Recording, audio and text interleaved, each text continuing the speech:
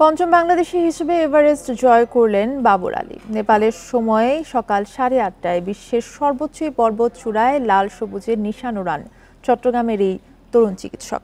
এবার 4 নম্বর base camp থেকেই বাবর যাচ্ছেন লোৎসে অভিযানে।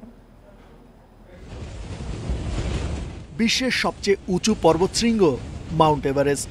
হাজারো পর্বত আরোহী তা জয় করার স্বপ্ন দেখলেও বিপদসংকুল এ পথে রয়েছে নানা প্রতিবন্ধকতা। তবে সব বাধা পেরিয়ে পঞ্চম বাংলাদেশি হিসেবে এভারেস্টের চূড়ায় লাল সবুজের নিশান উড়ালেন বাবর আলী।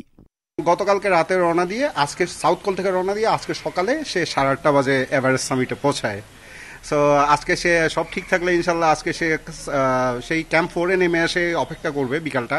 আবার রাতের বেলা যেহেতু তার লক্ষ্য ডাবল লোৎসে, সাউথ কোল থেকে আবার ডান পাশে রুট হয়ে যেতে হয়, সে আবার লোৎসের উদ্দেশ্যে চলে যাবে। রোববার নেপালের সময় সকাল 8:30টায় বিশ্বের সর্বোচ্চ এই পর্বত চূড়ায় পা রাখেন তিনি। এরপর আবার নেমে আসেন বেস ক্যাম্পে। সেখান থেকেই যাচ্ছেন বিশ্বের চতুর্থ পর্বতশৃঙ্গ মাউন্ট লোৎসে অভিযানে। এ চেষ্টা তার আগে করেননি অন্য কোনো বাংলাদেশি।